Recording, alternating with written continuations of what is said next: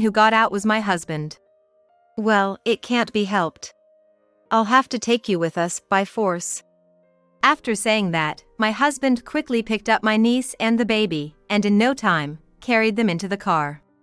Kelly, hurry up and get in, he urged, and as I hastily climbed into the passenger seat, he started the car somewhat roughly. Just stay calm, and I won't do anything bad. Please, don't thrash about, okay? My husband said this casually, without even looking at my niece.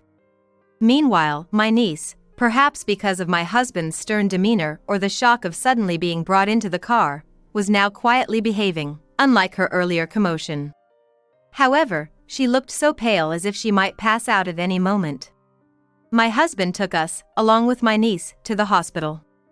My niece and the baby were taken by a nurse, seemingly bewildered by the situation. I asked my husband in the waiting room. Hey, what's all this about? Why were you there just now? And why rush to the hospital?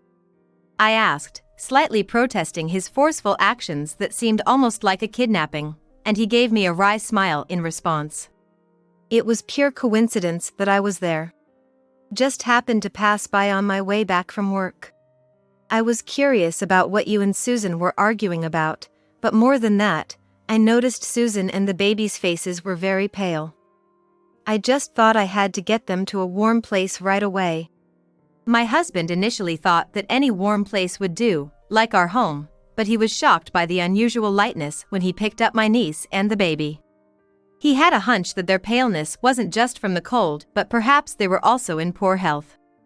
So, he decided to change the destination from our home to the hospital, where they could receive appropriate care. Though I was startled to be suddenly taken into the car, I realized that if my husband hadn't arrived when he did and it was just me, I wouldn't have been able to do anything. Thinking about it, I felt grateful for my husband's actions, even though they were a bit forceful. Eventually, my niece and the baby's examination was finished. My husband and I were informed by the doctor that they were both suffering from malnutrition and were now receiving 4 drips while resting in warm beds. Apart from malnutrition, there didn't seem to be any other abnormalities, so we were somewhat relieved. However, the fact that a 9-year-old was outside without parental supervision, carrying a baby. That was also malnourished, raising suspicions of abuse in the doctor's mind. When we explained that we didn't know the full situation, the doctor had already called the police.